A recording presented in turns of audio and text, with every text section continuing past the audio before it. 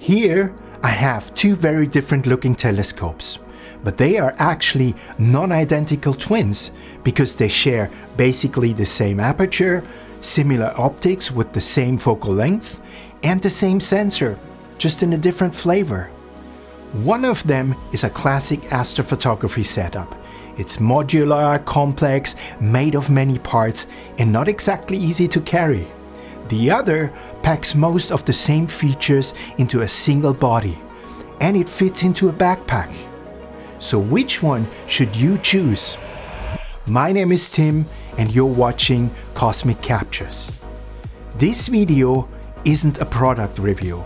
Instead, it's a look at two different paths into the amazing hobby of astrophotography: the classic setup and a smart telescope. And I believe one of them will shape the future of this hobby far more than the other.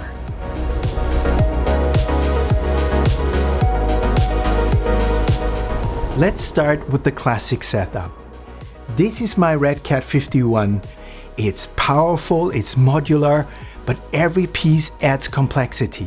And every night can turn into a battle with cables, with polar alignment, calibration, and weather windows.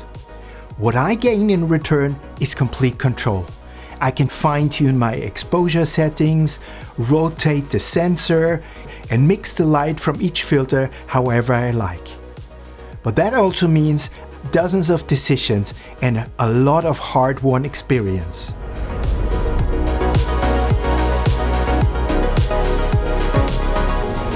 A quick note before we continue.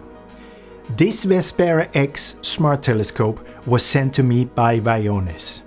I wasn't paid to make this video, and they don't get to review or approve anything I say. Still, I believe that any time a creator receives something of value, there's bias, even if it's unintentional. So with that out of the way, let's continue. The Vespera X is a special edition of the Vespera 2. The main difference is the transparent housing, which lets you see the complexity of the engineering inside. It also comes with a few extras, but technically it's identical with the Vespera 2. This smart telescope is basically a one-button experience. It captures and stacks images automatically and gives you an image you can work with fast. But can these two approaches even compete with each other? Let's find out.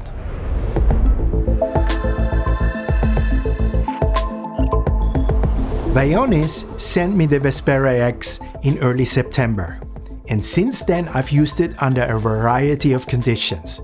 I've tested it under a beautifully dark desert sky, under typical suburban conditions where city light washes out almost all the details, and I've used it under a rural sky. And overall, I've been very impressed with the results. But I wanted to see how it would compare to a classic astrophotography setup.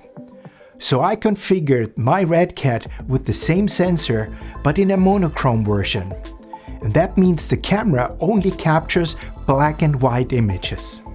To create a color photo, I used filters red, green, and blue, one at a time, and then I combine the images afterwards. Now, a color sensor like the one in the Vespera or even your phone actually works the same way, because underneath the sensor itself is colorblind. The difference is that color sensors have red, green, and blue filters built right onto the sensor, so they capture everything at once, just with a little less precision. Well, that's the theory, but I wanted to see what that meant in practice.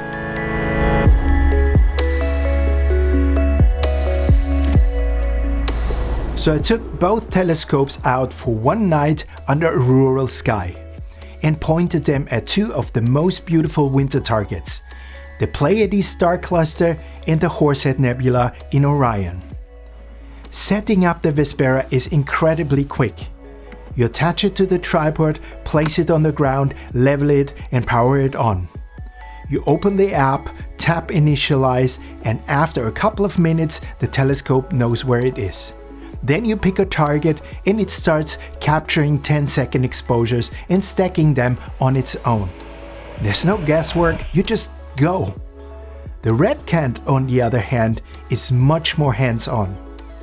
You set up the mount roughly and aim it towards the celestial pole, plug in all the components, cables and power supply, and then you connect your phone and your tablet. But before you can do a precise polar alignment, you need to make sure that everything is focused. After that, you select your target, rotate the camera to frame it correctly, set your exposure time, number of frames, and start guiding. Most of the time it works beautifully, but it takes time, attention, and experience. So let's see what we've got.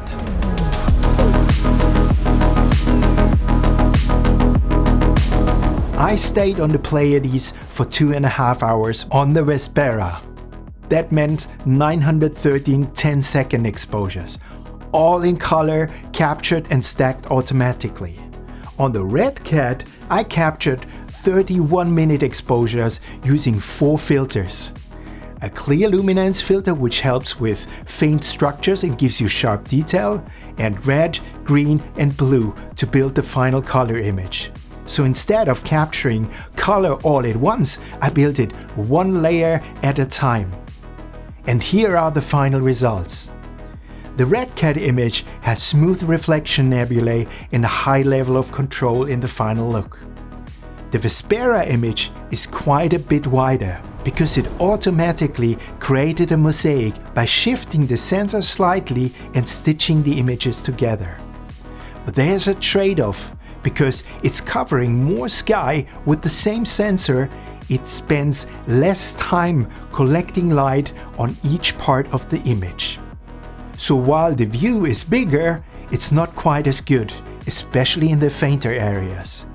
But considering it's fully automated, it holds up impressively well.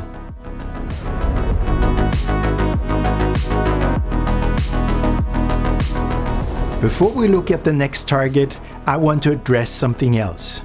There's a big difference in cost for both telescopes.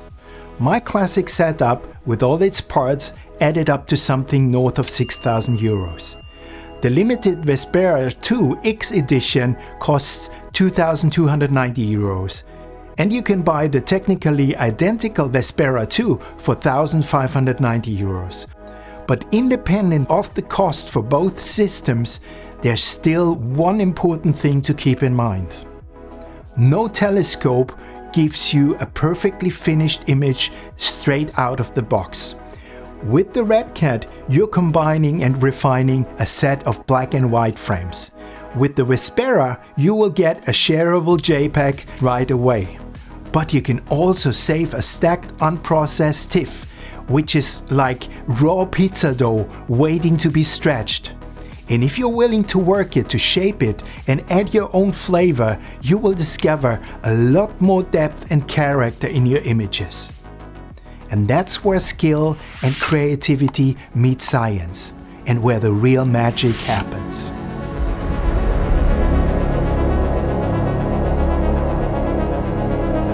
The next target was the Horsehead Nebula, one of my favorite regions in the night sky. I had planned to spend several hours on it, but the sky had other plans. After just 2 hours, the clouds rolled in. Still, here's what I managed to capture. The Red Cat image, even with limited time, shows solid detail in the Flame Nebula, the pink emission around the Horsehead, and faint dark dust across the background.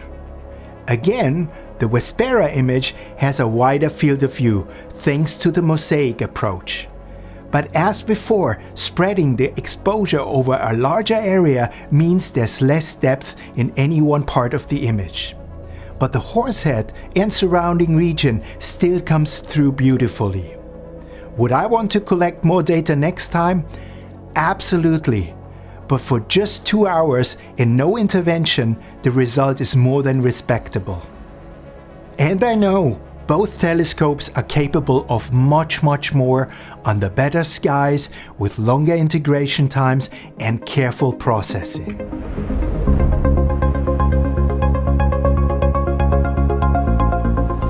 Some people worry that smart telescopes are ruining the hobby and that it's not real until you've suffered for it. But I don't see it that way, because using a smart telescope isn't cheating. It doesn't matter how many knobs you turned to get the shot. You're still doing real astrophotography. But I also have to admit that there is beauty in doing something complicated. And I'm glad I've learned how to do that, because there's a time and a place for it.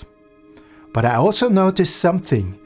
When the sky clears for just an hour or two, I reach for the Vespera.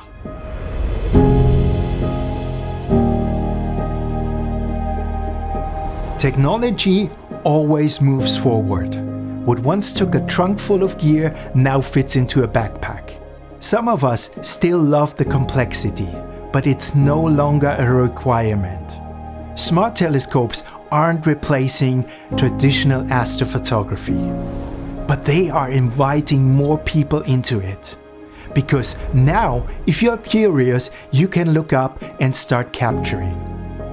Let's say you want to start deep sky astrophotography today, and you had a budget of €6,000 or $6,000. How would you spend it?